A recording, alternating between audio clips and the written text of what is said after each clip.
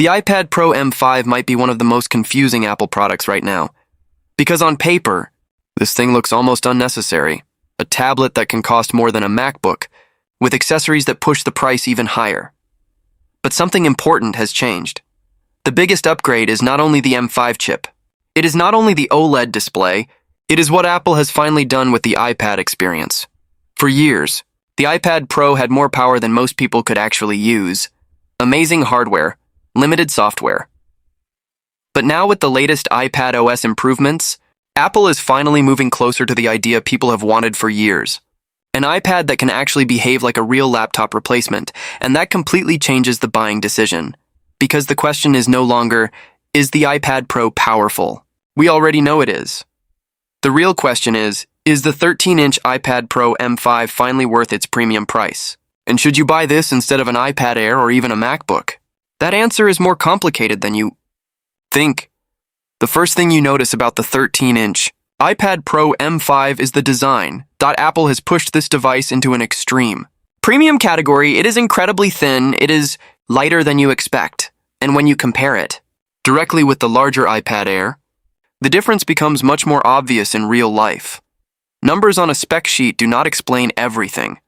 The iPad Air is already a great device, but the Pro feels like Apple is trying to create the future of portable computers.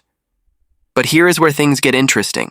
The design is impressive, but that is not the reason many professionals will spend extra money. The real difference starts with the display.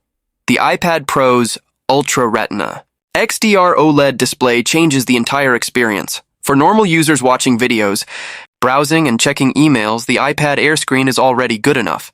But for photographers, video editors, designers, and creators, this OLED panel is a serious upgrade.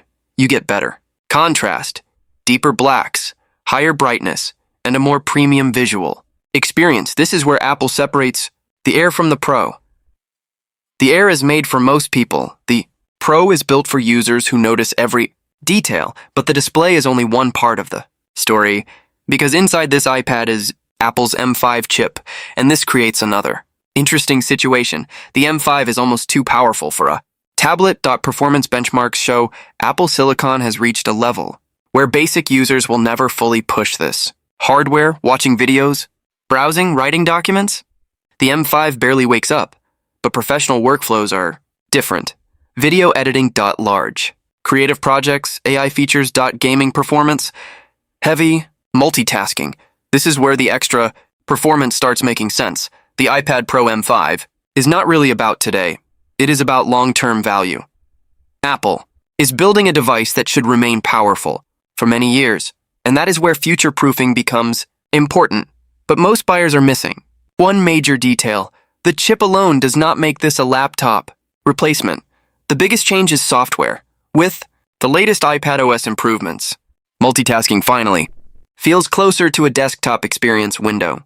Management is better. External workflows feel more natural, and using the iPad with Magic Keyboard creates a completely different device. A few years ago, replacing your laptop with an iPad was difficult. Today, for many people it actually makes sense. But there is a problem. Price, and this is where the buying decision becomes difficult. The 13-inch iPad Pro M5 starts around the premium laptop category, then you add more storage, then you add Magic Keyboard, then maybe Apple Pencil. Suddenly, you are spending serious money that could buy a powerful MacBook. So why would anyone choose the iPad? The answer comes down to workflow. MacBook is still better for traditional computer tasks. Developers. Advanced file management, professional desktop software. Heavy productivity users. The Mac still wins, but the iPad gives you something different. A touchscreen computer, a drawing tablet, a media device, a portable workstation, a creative machine, all combined into one premium experience. That flexibility is the ecosystem advantage. But compared to the iPad Air, things become even harder. Because the iPad Air delivers a lot of value. It has Apple Silicon power. It supports productivity accessories, and it costs much less. For most students and normal users, the iPad Air is honestly the smarter investment. But the Pro earns its name with the small details. Face ID, better.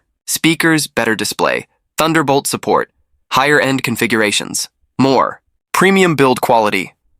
Features that may not matter individually, but together create a completely different experience.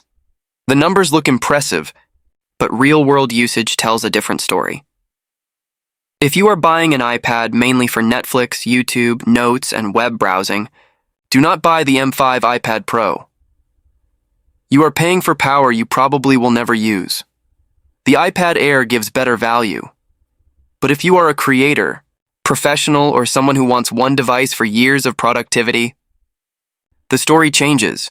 The iPad Pro M5 becomes less like an expensive tablet and more like a premium computer investment.